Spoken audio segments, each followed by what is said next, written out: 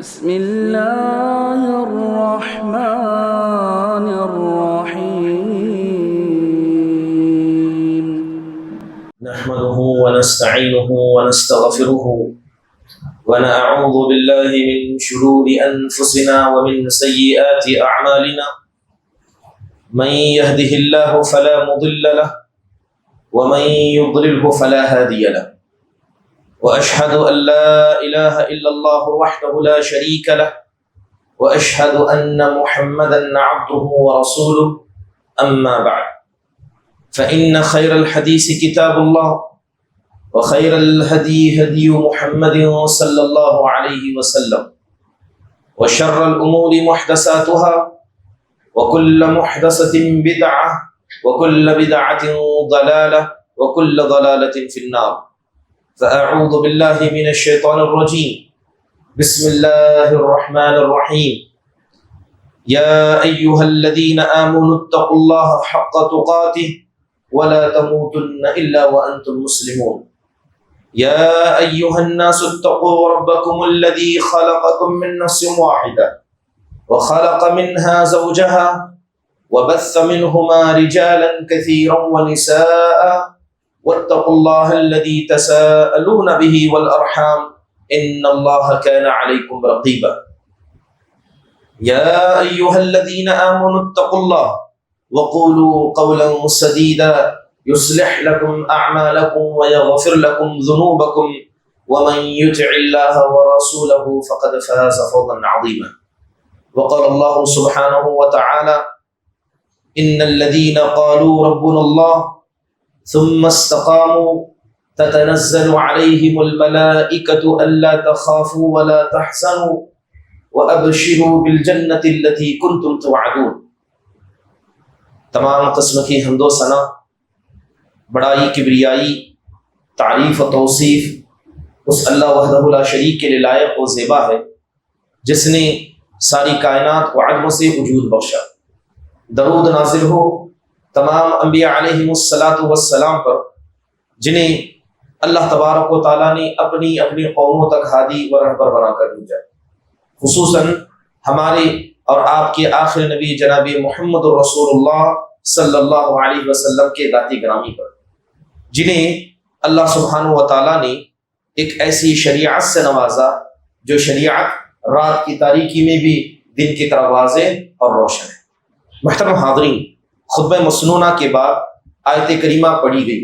اللہ تعالیٰ ارشاد فرماتے ہیں کہ بے شک جن لوگوں نے کہا کہ ہمارا پروردگار اللہ ہے، ثم استقاموا، پھر وہ اس پر جم گئے، تتنزل علیہم الملائکہ، ایسے لوگوں پر موت کے قریب فرشتے نازل ہوتے اور ان سے کہتے ہیں کہ تم ڈرو نہیں، تم غمزدہ نہ ہو، بلکہ اس جنت کی خوشخبری کو لے لو جس کا وعدہ اللہ تبارک و تعالیٰ نے تم سے کیا۔ محترم حاضرین، دینداری حقیقت میں یہ ایسی چیز ہے، یہ کامیابی کا ضامن ہے۔ اگر انسان یہ سمجھے کہ میرا اپنا مال، میری اولاد، میری پہچان، یہ دنیا کی لذتیں یہ کامیابی کا ضامن ہے، جبکہ اللہ تبارک و تعالیٰ اس آدمی کو منحرف قرار دیتا ہے۔ جو آدمی دینداری کو اپنی زندگی میں مقام دیتا ہے اور اس کے لیے دعائیں کرتا ہے، کوششیں کرتا ہے، ایسے لوگوں کو اللہ تعالیٰ دین عطا کر دیتا ہے۔ دینداری کا مطلب صرف دین کی معلومات کو اکٹھا کرنا نہیں ہے، بلکہ اس پر عمل کر کے دکھانا ہے۔ محترم حاضرین، آیت کریمہ جو پڑھی گئی، اللہ تعالیٰ نے اس میں استقامت کا ذکر کیا۔ استقامت کہتے کسے ہیں؟ علماء اکرام کہتے ہیں کہ ایک آدمی اللہ تعالیٰ کی توحید پر جم جائے، جن کاموں کے کرنے کا حکم اللہ نے دیا، جن کاموں سے بچنے کا حکم اللہ نے دیا، ان کو انجام دے، اس کے علاوہ اپنی زندگی کے اندر عمل میں پابندی پیدا کرے۔ اس کے پاس نہ کوئی ٹیڑھا پن ہو، نہ کبھی کمی ہو، نہ اس کے اندر افراط و تفریط کا شکار ہو، بلکہ آپ دیکھیں کہ دین پر عمل کرنا، جسے دوسرے الفاظ میں دینداری کہا جائے، یہ دین کا اصل ہے، یہ دین کی اصل ہے۔ آپ قرآن کو پڑھیں گے تو اللہ تعالیٰ نے ایمان لانے کے بعد سب سے زیادہ جس چیز پر ایمان والوں کو توجہ دکھائی ہے یا توجہ دلائی ہے، وہ عمل کر کے دکھانا ہے۔ اس لیے ایمان اسی آدمی کا باقی رہتا ہے جو اس ایمان پر عمل کرتا ہے، ورنہ صرف دل میں ایمان کا آ جانا، معلومات کا اکٹھا ہونا اور عمل کو چھوڑ دینا وہ اس ایمان کے برباد ہونے کی وجہ بھی بن جاتا ہے۔ آج مسلمانوں کے اندر خصوصی طور پر ایک بڑے طبقے کے پاس یہ عمل ہے، وہ یہ سمجھتا ہے کہ اگر ہمارا عقیدہ صحیح ہے اور ہم عمل میں کوتا ہیں، ہم شرک نہ کریں، ہم بدعت نہ کریں، لیکن اگر چوری ہو جائے، جھوٹ بولنا ہماری عادت بن جائے، ہم مسجد کے اندر مسلمان ہیں، بازار میں خیانت کرنے والے ہیں، لیکن ہمارا عقیدہ صحیح ہے، ہم جنت میں چلے جائیں گے۔ محترم حاضرین، یاد رکھیے کہ اللہ تبارک و تعالیٰ نے قرآن میں جگہ بجگہ ہر عمل کا ثواب طے کیا، اسی طرح جس طرح ہر گناہ کا اللہ نے عذاب بھی طے کر رکھا ہے۔ آدمی نیک کاموں کو کرے، ساتھ میں گناہوں کو بھی انجام دے، یہ گناہ نیکیوں پر بھاری پڑ جاتے ہیں، یہ گناہ نیکیوں پر بھاری پڑ جاتے ہیں۔ جس طرح انسان کو اللہ کو خوش کرنے کے لیے ساری زندگی بھی کم پڑ جاتی ہے، لیکن صرف ایک گناہ کافی ہے جو اللہ تعالیٰ کی ناراضگی کو مول لیتا ہے۔ محترم حاضرین، بات اگر اللہ تعالیٰ کی جائے، اس کی رضامندی کی جائے، جس طرح کی حدیثوں کے اندر آیا ہے کہ اگر اللہ ساری انسانیت کو اکٹھا کرے، جس کے اندر آسمان والے ہو، زمین والے ہو، اللہ سب کے سب کو جہنم میں ڈال دے، تب بھی یہ اللہ تعالیٰ کا انصاف ہوگا۔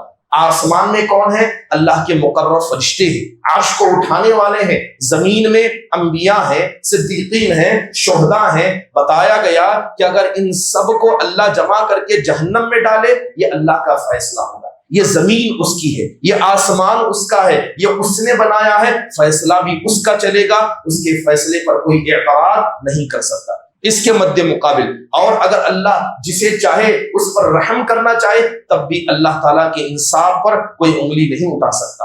محترم حاضرین، بڑا افسوس ہوتا ہے جب موجودہ معاشرے کو ہم دیکھتے ہیں کہ انسان فتنوں میں گھرے۔ بات اگر فتنوں کی جائے، جو آدمی فتنوں کو نہیں جانتا، فتنوں کے بارے میں علم نہیں رکھتا، اس سے بچنے کی کوشش نہیں کرتا، یاد رکھیں وہ فتنوں سے بچ نہیں سکتا۔ آج سے 1400 سال پہلے کو یاد کریں، رات کا وقت ہے، اللہ کے نبی صلی اللہ علیہ وسلم بستر سے کھڑے ہوتے ہیں، گھر کے باہر نکل آتے ہیں، زور زور سے چیختے ہیں، کہتے ہیں کہ کوئی جائے ان سونے والیوں کو اٹھائے۔ آپ کا اشارہ آپ کے اپنے گھر کی بیویوں کی طرف تھا۔ آپ کہتے ہیں کہ میں دیکھ رہا ہوں کہ تمہارے گھروں پر فتنے ایسے ہی اتر رہے ہیں جس طرح کے بارش کے قطرے گھروں کے اوپر اترتے ہیں۔ سبحان اللہ، یہ آج سے 1400 سال پہلے کی بات ہے۔ تصور کریں کہ اللہ کے نبی صلی اللہ علیہ وسلم کا گزر جانا یہ قیامت کی علامتوں میں سے، اور جیسے جیسا وقت آگے بڑھتا جائے گا برائیاں بڑھتی جائیں گی، فتنے داخل ہوں گے۔ یہی وجہ ہے کہ آج فتنوں کو دیکھا جائے، فتنے صرف کیا ہے بازاروں میں نہیں ہے، فتنے صرف عورتوں کے اندر نہیں ہے، یہ فتنے ہماری مسجدوں میں داخل ہو چکے ہیں، یہ فتنے ایمان والوں کی دلوں میں داخل ہو چکے ہیں۔ ایک آدمی ظاہر میں نمازی ہے، ظاہر میں داڑھی رکھتا ہے، مگر اس کا دل ایمان سے خالی ہے۔ کبھی وہ اٹھا کر اس سے لڑتا ہے، اس سے جھگڑتا ہے، کبھی علماء کے اوپر اعتراض کرتا ہے۔ کوئی آدمی کھڑا ہو کر قرآن پر سوال اٹھاتا ہے، اور ظاہر میں کون ہے؟ یہ ظاہر میں اپنے آپ کو دیندار دکھاتا ہے۔ محترم حاضرین، آج وہ دور ہے کہ لوگوں نے سمجھا کہ دینداری یہ ہے کہ آپ علم حاصل کرو، آپ کے پاس معلومات آ جائے، یہی دینداری ہے۔ لیکن جب عمل کو دیکھا جائے، وہ عمل کے مسئلے میں یتیم ہے، عمل اس کی زندگی میں نہیں ہے۔ بلکہ یہ بات ہمیں سمجھنی ہوگی کہ عمل کرنا یہ ایمان کی سچائی کی علامت ہے، اور اللہ تعالیٰ قیامت کے دن جو ہمیں ثواب دے گا، جس جنت کا وعدہ اللہ نے کیا ہے، وہ عمل کی بنیاد پر۔ اگر انسان عمل سے خالی ہو، کتنا بھی بڑا عالم ہو، کتنا بھی اللہ تعالیٰ سے ڈرنے کا دعویٰ کرے، اس کی ظاہری شکل کتنی بھی اچھی ہو، ایسے لوگ حقوق العباد میں کوتاہی کی وجہ سے، ایسے لوگ عبادتوں میں کوتاہی کی وجہ سے جہنم کا منہ ضرور دیکھیں گے۔ محترم حاضرین، ضروری ہے کہ آج ہم سچ سمجھیں کہ فتنوں کے اندر ایک عظیم فتنہ یہ دین بیزاری کا فتنہ، کہ انسان عمل کرنے سے بیزار ہے، وہ عمل کرنے سے زیادہ علم حاصل کرنے پر توجہ دیتا ہے، جبکہ ہم سب جانتے ہیں کہ ہماری زندگی کا مقصد علم حاصل کرنا نہیں ہے، ہماری زندگی کا مقصد اللہ کی عبادت کرنا ہے۔ اس کے لیے اللہ نے ہمیں پیدا کیا، بس علم ہمیں راستہ دکھاتا ہے، ہم علم عمل کا راستہ ہمیں دکھاتا ہے۔ محترم حاضرین، بات کی جائے مسلمانوں کی زندگی کی، آج یہاں اتنے لوگ بیٹھے ہیں، جا کر ہر آدمی اپنی زندگی پر غور کرے، صبح سے لے کر شام تک آپ اپنی زندگی پر غور کیجئے کہ آپ نے اللہ کی کتنی پابندی کی، رسول صلی اللہ علیہ وسلم کے فرامین پر کتنا عمل کیا۔ کیا آپ واجبات کے پابند ہیں؟ کیا آپ سنتوں پر بھی عمل کرتے ہیں؟ کیا وہ سنتیں جن کے لیے صحابہ لمبا لمبا سفر کرتے تھے ان سنتوں کو ادا کرتے ہیں؟ کیا آپ حرام کاموں سے بچتے ہیں؟ کیا آپ کے پاس حلال و حرام کی تمیز ہے؟ کیا مکروہات سے آپ نے اپنی زندگی کو بچا کر رکھا؟ آدمی دیکھ لے گا کہ جتنا اس نے اپنی خواہشات پر 24 گھنٹے میں عمل کیا ہے وہ اللہ کے دین پر اتنا عمل کرنے والا نہیں ہے۔ شروعات کیجئے صبح اٹھنے سے لے کر رات میں سونے، کھانے سے لے کر بات کرنے تک آپ دیکھیں گے کہ انسان اپنی خواہش کی زیادہ عبادت کرتا ہے۔ اس لیے قرآن میں اللہ نے کہا افرائیت من اتخذ الہہ ہوا، کہ آپ نے ایسے لوگوں کو نہیں دیکھا جنہوں نے اپنی خواہشات کو اپنا خدا بنا لیا۔ محترم حاضرین، آج ہمارے نوجوانوں کا ایک بڑا طبقہ یہ سمجھتا ہے کہ سب سے اچھا مسلمان وہ ہے، نوجوان وہ ہے جو علماء کی مجلس میں رہتا ہے، وہ علماء کے ساتھ اٹھتا بیٹھتا ہے، لیکن جب عمل کو اس کی زندگی میں دیکھا جائے وہ دو چہرے کا، ایک چہرہ مسجد میں ہے، ایک چہرہ بازار میں، ایک چہرہ تنہائی میں ہے۔ یاد رکھیے یہ تنہائی کے گناہ، یہ دو چہرے کی زندگی انسان کو منافق بنا دیتی ہے، اور نفاق ایک اکیلا ایسا گناہ ہے جو انسان کو جہنم تک لے جانے کے لیے کافی ہے۔ محترم حاضرین،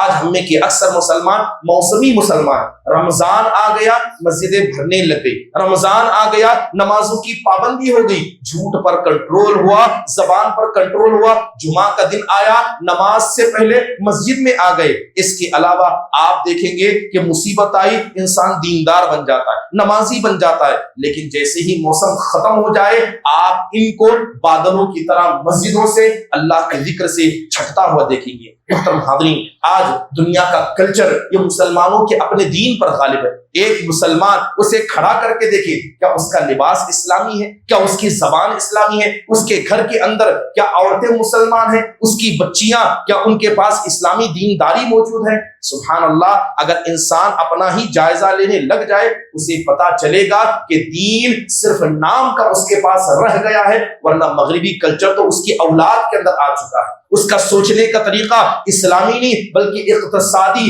دنیا پرستی کی سوچ اس کی بن چکی ہے۔ محترم حاضرین، بات کی جائے آج دینداری کی، خصوصی طور پر دل کی، بہت سے لوگوں کو کہتے سنیں گے کہ اللہ تعالیٰ ہمارے دلوں کو جانتا ہے۔ ایک آدمی اگر نماز کا حکم دے، بدعت کے خلاف بولے، شرک کے خلاف بولے، کہتے ہیں یہ متشدد ہے، یہ سخت مزاج ہے۔ سبحان اللہ، شرک پر بولنا کیسے سخت مزاجی ہو گیا؟ بدعت کے خلاف بولنا سخت مزاجی کیسا ہو گیا؟ آج لوگوں نے دین کے نام پر اتنی سہولتیں پیدا کی ہیں کہ وہ اپنی ایجوکیشن کے مسئلے میں اتنے سہولت کار نہیں ہے، اپنی اولاد کی صحت کے مسئلے میں اتنے سہولت کرنے والے نہیں ہیں، لیکن دین کے مسئلے میں ہر کسی کو سہولت چاہیے، دین کے مسئلے میں ہر کسی کو سہولت چاہیے۔ محترم حاضرین، یاد رکھیے اعمال، یہ دینداری، یہ اصل ہے۔ جو آدمی عمل سے مسلمان نہیں، اس کا علم اسے اللہ کے غضب سے نہیں بچا سکتا، اس کی ظاہری دینداری اسے اللہ کے پاس نہیں بچا سکتی۔ اس لیے حدیث بڑی مشہور ہے، ان اللہ لا ينظر الى صورکم، اللہ تعالیٰ تمہارے چہروں کی طرف نہیں دیکھتا کہ تمہارے چہروں پر کتنی داڑیاں ہیں، چہروں پر کتنا نور ہے۔ اللہ تعالیٰ تمہارے ظاہری ڈیل ڈال کو نہیں دیکھتا، اللہ دیکھتا ہے تو تمہارے دلوں کو دیکھتا ہے کہ اس کے اندر ایمان کتنا ہے، اللہ کا احترام کتنا ہے، رسول کا احترام کتنا ہے، اور اس دل کے اندر دینداری کتنی ہے۔ محترم حاضرین، بات کی جائے دینداری کی، حقیقت میں دینداری انسان کو بہت سارا فائدہ عطا کرتی ہے۔ سب سے پہلی بات یہ ہے کہ اللہ تبارک و تعالیٰ نے جناب محمد الرسول اللہ صلی اللہ علیہ وسلم کو دین پر جمنے کا حکم دیا۔ اللہ تعالیٰ فرماتے ہیں فاستقم کما امرت ومن تاب معک، اے نبی صلی اللہ علیہ وسلم، اللہ تبارک و تعالیٰ نے جن باتوں کے کرنے کا، جن باتوں سے بچنے کا آپ کو حکم دیا ہے، آپ پابندی کے ساتھ ان پر عمل کیجئے۔ ومن تاب معک، اور جو لوگ آپ کے ساتھ ہیں، آپ کے ساتھ اپنے گناہوں کی توبہ مانگتے ہیں، اللہ سے معافی مانگتے ہیں، آپ انہیں بھی کہیے کہ وہ دیندار بن جائے۔ ابن عباس رضی اللہ عنہ فرماتے ہیں کہ قرآن کے اندر اس سے زیادہ کوئی اور سخت آیت نہیں ہے جو اللہ کے نبی پر اتاری ہے۔ گویا اللہ تعالیٰ آپ سے کہتا ہے، اے نبی، اگر ہم نے آپ پر کسی چیز کو واجب قرار دیا، کوئی چیز آپ کے لیے سنت ہے، کوئی چیز مباح ہے، کوئی حرام ہے، کوئی مکروہ ہے، پورا کا پورا مکمل دین پر آپ کو عمل کرنا ہوگا اور یہ ہمیشہ کرنا ہوگا. آپ اس سانپ کی طرح نہیں بن سکتے جو کبھی دائیں جائے تو کبھی بائیں جائے اور لوگوں کو دیکھ کر اس کا مزاج بدلے. کہا کہ ایسا نہیں ہوگا, آپ کو مکمل دین پر عمل کر کے دکھانا ہوگا. یہی وجہ ہے کہ ایک صحابی رسول اللہ کے نبی صلی اللہ علیہ وسلم کے پاس آئے اور آ کر کہا قل لی فی الاسلام قولا, اے اللہ کے نبی صلی اللہ علیہ وسلم آپ اسلام کے اندر ایک بہترین بات مجھے بتا دیجیے. اللہ کے نبی علیہ الصلوۃ والسلام سے وہ کہتا ہے کہ ایسی بات بتائیے گا کہ اس کے بعد مجھے اور کسی سے کوئی اور بات پوچھنے کی ضرورت نہ پڑے. یعنی ایک ایسی بات ہو اگر عمل کروں کامیاب ہو جاؤں, ایسی بات آپ مجھے بتا دیجئے. اللہ کے نبی صلی اللہ علیہ وسلم نے 2 لفظوں میں جواب دیا. آپ نے کہا قل آمنت باللہ ثم استقم. آپ نے کہا کہ اپنی زبان سے کہو, دل سے مانو کہ میں اللہ پر ایمان لایا اور دین پر جم جاؤ, دیندار بن جاؤ. اگر عمل زبان سے کہنے کے بعد دین پر عمل کرنے لگ جاؤ گے, یہ چیز تمہاری دنیا اور آخرت کی کامیابی کے لیے کافی ہے. حضرت عمر بن خطاب رضی اللہ عنہ کے بارے میں آتا ہے, وہ کہا کرتے کہ انسان کو ایسا دیندار ہونا چاہیے جو موسم کی طرح نہ ہو, سانپوں کی طرح نہ ہو, یا اس لوگوں کی طرح نہ ہو کہ صبح میں مسلمان ہو جائیں گے, رات ہوتے ہوتے اسلام ان کے دل سے نکل جائے گا. انسان کو دینداری کے مسئلے میں بہانہ نہیں کرنا ہوگا. ایسا نہیں ہے کہ وہ بدعت کے خلاف ہے, کب تک جب بدعت اس کے گھر کے اندر نہ ہونے لگ جائے. وہ اولاد کے برے اخلاق کے بارے میں خلاف ہے, کب تک جب کہ اس کی خود اولاد بری نہ ہو جائے. محترم حاضرین, ضروری ہے کہ انسان کو ہر حالت میں دینداری کو اپنانا چاہیے. دینداری آج کیا ہے, لوگ سمجھتے ہیں کہ اگر کوئی آدمی 5 وقتہ نمازوں کی پابندی کرتا ہے, حلال و حرام کی تمیز کرتا ہے, رات میں اٹھ کر تہجد کی نماز پڑھتا ہے, لوگ سمجھتے ہیں کہ ایکسٹرا کام کر رہے ہیں, ہم ذمہ داری سے زیادہ کر رہے ہیں, ہم بہت بڑے دیندار ہیں. حقیقت میں یہ تو ہماری ذمہ داری ہے. اللہ تعالیٰ کی عبادت کے لیے ہمیں پیدا کیا گیا, ہمیں 5 وقتہ نماز پڑھنا ضروری ہے. یہ اللہ پر احسان نہیں ہے. تہجد کی نماز پڑھ کر مجلسوں میں بیٹھ کر ہم اللہ پر دین پر احسان نہیں کر رہے ہیں, بلکہ یہ تو ہماری بنیادی ذمہ داری ہے. لیکن آدمی اس کو زائد کام سمجھنے لگا ہے. محترم حضرین, قرآن پڑھیں گے تو آپ کو پتا چلے گا کہ اللہ تعالیٰ نے جب نبی کو دعوت کرنے کا حکم دیا, اللہ تعالیٰ نے کہا فاستقم کما امر, اور دوسری جگہ کہا فلذلک فادع واستقم کما امر. اے نبی, جو بات ہم نے آپ کو بتائی ہے, جو دین ہم نے آپ تک پہنچایا ہے, آپ اس کو لیجئے, لوگوں تک پھیلائیے اور اس پھیلانے میں پابندی کیجیے, ہمیشگی کے ساتھ اس دعوت کا کام کیجیے. کہیں اللہ تعالیٰ نے آپ کو استغفار کرنے کا حکم دیا, وہاں استقامت اختیار کرنے کا حکم دیا. جہاں انسان کی عبادت قبول ہو جائے, اس کی دعا قبول ہو جائے, اس کی منت پوری ہو جائے, تب بھی اللہ تعالیٰ نے دینداری کو اپنانے کا حکم دیا. محترم حاضرین, اگر کوئی آدمی حقیقت میں دیندار بن جاتا ہے, اللہ تعالیٰ بہت سارے ثواب, اللہ تعالیٰ بہت سارے فضائل اس کو عطا کرتا ہے. ایک بڑا فائدہ دیندار ہونے کا یہ ہے کہ اللہ تعالیٰ ایسے لوگوں کے دلوں سے ڈر کو نکال دے گا. دنیا میں جئیں گے مگر اللہ کے علاوہ کسی سے نہیں ڈریں گے. قرآن میں اللہ نے کہا لا خوف علیہم فی الدنیا ولا هم يحزنون فی الآخرہ. ابن عباس کہتے ہیں کہ اللہ نے قرآن میں جہاں جہاں خوف سے بچنے کی بات کہی, اس کا مطلب یہ ہے کہ لا خوف علیہم فی الدنیا, کہ اللہ تعالیٰ کے دین پر جمنے والے یہ کبھی دنیا میں کسی سے ڈر نہیں سکتے. ایسا ہو نہیں سکتا کہ ایک حکومت آ جائے, ایک بادشاہ آ جائے, اچانک NRC CAA کا مسئلہ آ جائے, SIR کا مسئلہ ہو جائے, انسان ڈرنے لگ جائے. کہتے ہیں کہ اگر کوئی آدمی دیندار بن جائے گا, دنیا کی کوئی چیز اسے ڈرا نہیں سکتی. کہتے ہیں کہ جو آدمی اپنے سر کو اللہ کے سامنے جھکا دے گا, وہ کسی مخلوق کے سامنے جھک نہیں سکتا. جو اپنے دل کے اندر اللہ کا ڈر پیدا کرے گا, دنیا کی اور کائنات کی کوئی چیز اسے ڈرا نہیں سکتی. تصور کیجئے کہ حضرت موسیٰ علیہ السلام کس حالت میں انہوں نے جنم لیا تھا, بچوں کو قتل کیا جاتا تھا, ماں نے بچانے کی کوشش کی, اللہ نے فرعون کے گھر میں ان کی تربیت کی, بڑے ہو گئے, قتل ہو گیا, مصر کو چھوڑ کر مدین کی طرف چلے گئے. لیکن جب اللہ تعالیٰ نے نبوت عطا کی, وہ حضرت موسیٰ جب ان سے قتل ہوا, فرعون کی گھر میں پلے تھے, لیکن پتا تھا کہ فرعون بخشے گا نہیں, ڈر کر وہاں سے نکل گئے تھے. لیکن جب اللہ تعالیٰ نے آپ کو دین کی توفیق سے نوازا, وہ حضرت موسیٰ لوٹ کر آئے, فرعون کے سامنے کھڑے ہو کر اسے دعوت دیا.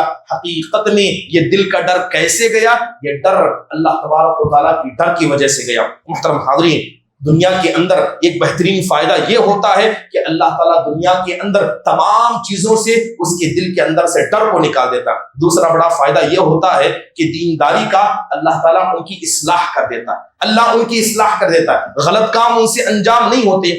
دور حاضر کے اندر ایک بڑا المیہ یہ ہے، یہ بڑا المیہ یہ ہے کہ انسان دیندار نہیں ہے لیکن دیندار بننے کا ناٹک کرتا ہے، دیندار بننے کو اپنے آپ کو جتاتا ہے۔ اگر اس کے داخلی معاملات کو دیکھا جائے، گھر کے اندر دیکھا جائے، تجارت میں دیکھا جائے، اس کے فراڈز کو دیکھا جائے، کہیں بھی وہ دیندار نہیں آتا، لیکن ظاہر میں ہر آدمی اپنے آپ کو دیندار دکھاتا ہے۔ صحابہ اکرام وہ تھے جو اپنے آپ کو دیندار دکھانے سے زیادہ اپنے دل میں نفاق کا ڈر محسوس کرتے تھے۔ حضرت عمر بن خطاب رضی اللہ عنہ، یہ تو بتائیے کیا یہ دیندار صحابی نہیں تھے؟ کیا اللہ نے آپ کو جنت کی خوشخبری نہیں دی تھی؟ اس کے بعد بھی جب بھی نفاق کی بات آتی اپنے آپ کو آگے رکھتے۔ پتا چلا کہ جناب محمد رسول اللہ صلی اللہ علیہ وسلم کی زوجہ محترمہ حضرت ام سلمہ نے ایک حدیث بیان کی۔ کیا حدیث ہے کہ اللہ کے نبی نے کہا تھا کہ میرے ساتھیوں میں کچھ ساتھی ایسے ہوں گے جو میرے جانے کے بعد مجھے کبھی دیکھ نہیں پائیں، آخرت میں میری ان سے ملاقات نہیں ہو پائے گی۔ گھر آئے، آ کر پوچھا کہ میں اللہ تبارک و تعالیٰ کو گواہ بنا کر آپ سے یہ درخواست کرتا ہوں کہ آپ کو کیا لگتا ہے کہ میں ان لوگوں میں سے ہوں؟ کیا آپ مجھے ان میں شمار کرتے ہیں؟ امیر المؤمنین ہیں، مسلمانوں کے خلیفہ ہیں، جنازہ آیا، پڑھانے کے لیے آگے بڑھے۔ حضرت حذیفہ بن یمان نے ہاتھ پکڑا، کہا انہ من ہؤلاء، جس کی جنازے کی نماز آپ پڑھانے کے لیے آگے بڑھے ہیں، اللہ کے نبی نے مجھے بتایا تھا کہ منافقوں میں سے۔ پلٹ کر پوچھا کہ اللہ کے نبی نے میرا بھی نام لیا تھا؟ وہ صحابہ تھے، جنت کے فیصلے سنائے گئے تھے مگر اپنے دل پر نفاق کا ڈر محسوس کرتے اور سب کے سامنے ظاہر کیا کرتی۔ حضرت حنظلہ الاسیدی رضی اللہ عنہ بازار سے باہر نکلے، گھر سے باہر نکلے، کہا نافق حنظلہ، کہ حنظلہ منافق ہو گیا۔ پوچھا گیا کہ کیا ہو گیا؟ کہنے لگے کہ اللہ کے نبی کی مجلس میں تو ہمیں ڈر بڑا محسوس ہوتا ہے، ہم آخرت والے بن جاتے ہیں، گھروں میں جانے کے بعد بیوی بچوں میں لگ جاتے ہیں، کمانے میں لگ جاتے ہیں، یہاں ایک حالت وہاں ایک حالت، نافق حنظلہ کہ حنظلہ منافق ہو گیا۔ یہ صحابہ کا ڈر تھا، ان کے عمل کے قبول نہ ہونے کا ڈر تھا۔ آج اس کا مسئلہ الٹا ہے، ہر کوئی آدمی اپنے آپ کو مومن سمجھتا ہے اور لوگوں کے سامنے ظاہر بھی کرتا ہے۔ دیندار آدمی اللہ سے ڈرے گا، اپنے عمل کو کبھی لوگوں کے سامنے ظاہر نہیں کرے گا، اور جو آدمی ظاہر میں دینداری دکھاتا ہے ایسے لوگوں کے دلوں میں اکثر چور ہوتا ہے۔ محترم حاضرین، یاد رکھیے کہ اگر آدمی دیندار بن جائے اللہ تعالیٰ اس کے ہاتھ و پیر کو روک لیتا ہے، اللہ اس کی زبان کو روک لیتا ہے، اللہ اس کے پیروں کو روک لیتا ہے، وہ گناہ نہیں کر سکتا۔ بڑا مشہور قصہ تاریخ کے اندر لکھا گیا کہ امام احمد بن حنبل رحمہ اللہ کے پاس ان کے شاگردوں کی ایک جماعت آئی اور آ کر کہنے لگے کہ آپ کو جیل میں قید کر دیا گیا ہے، خلق قرآن کے مسئلے میں آپ کو جیل کے اندر قید کیا گیا ہے، ہم آپ سے لگاتار علم سیکھتے تھے، اے امام یہ بتائیے کہ اگر آپ کے پاس ہمیں علم حاصل نہیں کر پائے، آپ کے علاوہ کون ہے جس سے ہم جا کر مسئلے پوچھیں، ہم سوالات کریں، فتوے پوچھیں، ان سے علم حاصل کریں؟ تو امام احمد بن حنبل رحمہ اللہ نے کہا کہ جاؤ عبد الوہاب بن وراق سے علم حاصل کرنا۔ تو شاگردوں نے کہا وہ تو ایک عام آدمی ہے، ان کے پاس اتنا علم نہیں ہے، اتنے مسائل کو نہیں جانتے جتنا آپ جانتے، وہ تو بس ایک وراق ہے، وہ کاپی کرتے ہیں، وہ لکھتے ہیں۔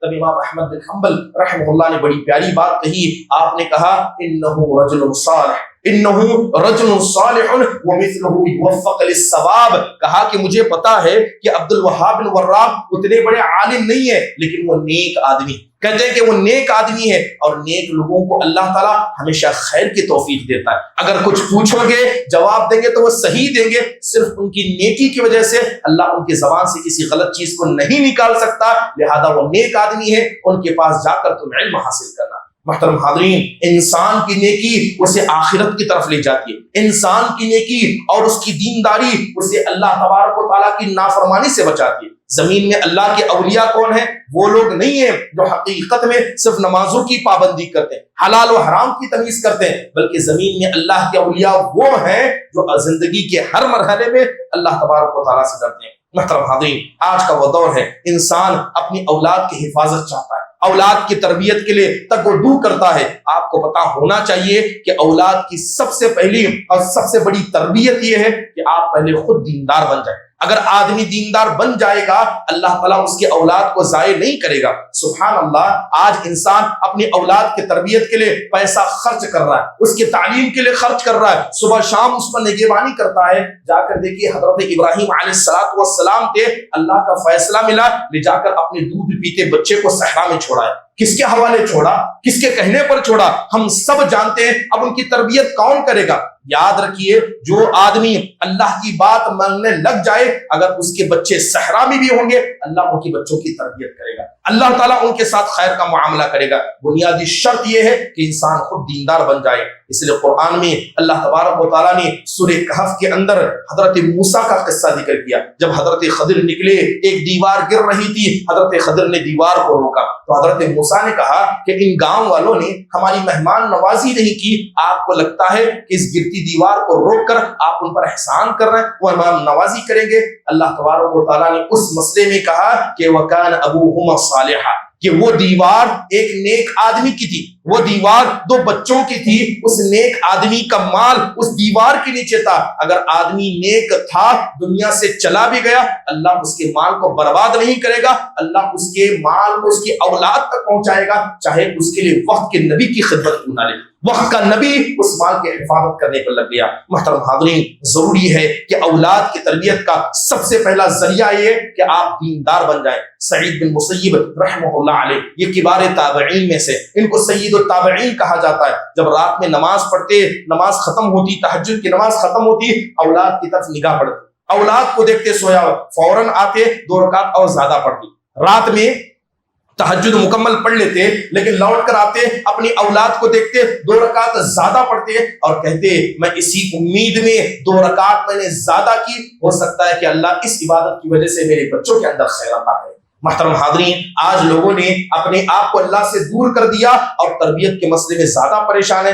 ضروری ہے کہ انسان اپنی سے زیادہ اللہ تبارک و تعالیٰ کی تربیت میں اپنے اولاد کو چھوڑے، اور اس کا ذریعہ کیا ہے کہ انسان خود دیندار بن جائے۔ دینداری کا ایک بڑا فائدہ یہ ہوتا ہے کہ اللہ سبحانہ و تعالیٰ ایسے لوگوں کو توفیق دیتا ہے۔ کس بات کی توفیق دیتا ہے؟ دین کو پھیلانے کی توفیق دیتا ہے۔ محترم حاضرین، دور حاضری کے اندر بہت سارے مسلمان ایسے ہیں جو حقیقت میں تجارتوں میں ہیں۔ آپ کو سمجھنا ہوگا کہ اس ملک عزیز کے اندر اسلام پھیلا تو کیسے پھیلا؟ کہ عرب کے لوگ آئے، انہوں نے یہاں پر حملہ کیا؟ نہیں، اسلام اس ملک عزیز میں تاجروں کے ذریعے پھیلا۔ وہ تاجر جو عام انسان تھے، عام مسلمان تھے، وہاں سے یہاں آئے، مگر ان کے اخلاق اسلامی تھے، ان کے اخلاق ایسے بلند تھے کہ غیر مسلمانوں نے ان کے اخلاق کو دیکھ کر اسلام کو قبول کیا تھا۔ اسلام یہ اخلاق کے ذریعے یہاں پر پھیلا تھا۔ محترم حاضرین، انسان کی دینداری کا ایک بڑا فائدہ یہ ہوتا ہے کہ مان لیجئے کہ دنیا کے اندر آدمی دیندار تھا، نیک لوگوں کے ساتھ رہتا تھا،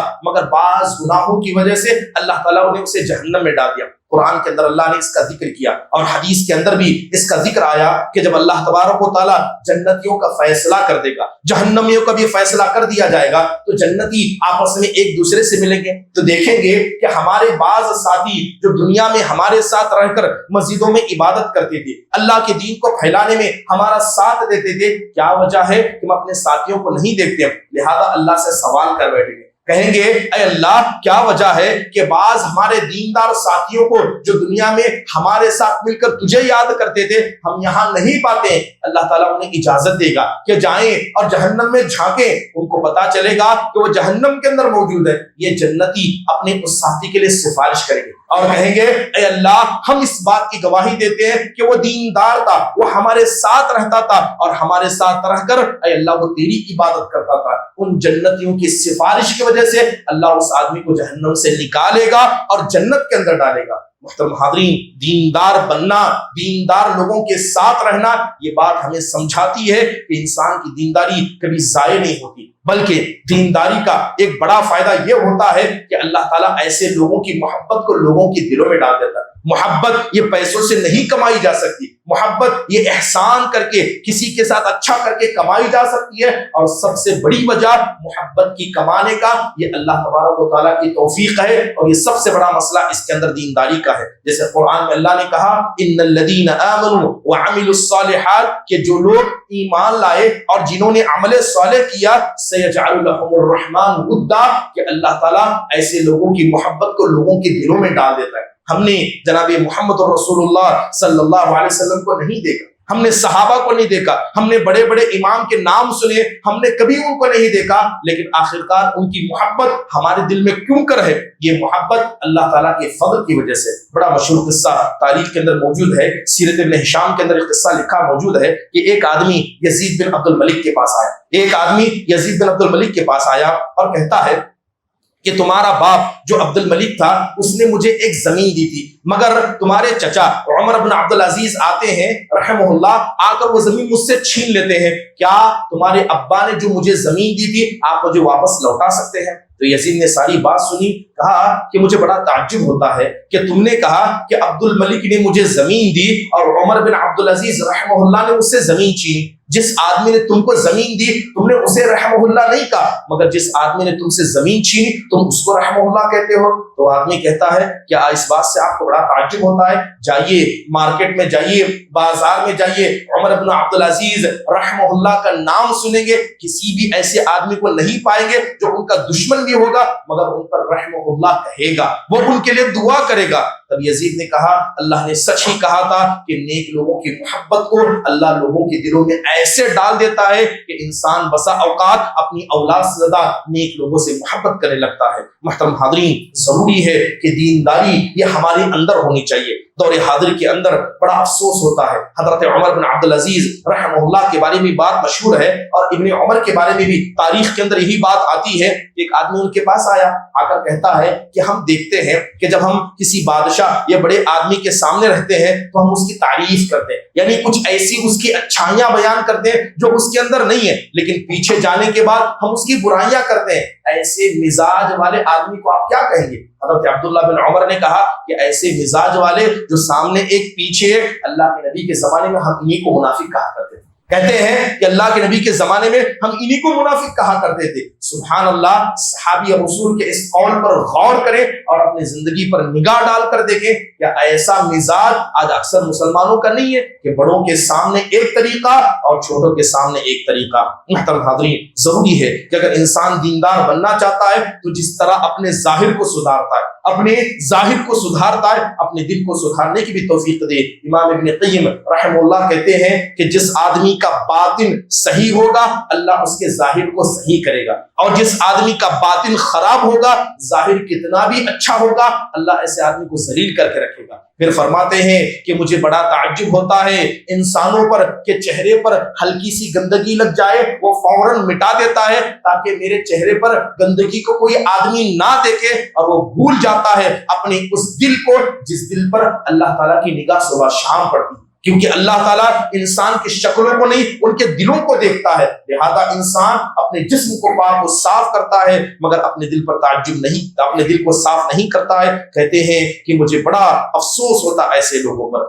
محترم حاضرین، دیندار بننے کا سب سے پہلا اور اہم نسخہ ہے کہ اللہ تعالیٰ سے اس مسئلے میں دعا کریں۔ ہم فرض نماز کے بعد دعا مانگتے ہیں، کیا دعا مانگتے ہیں؟ اللہم اعنی، اے میرے پروردگار تم مدد فرما۔ کس پر مدد فرما؟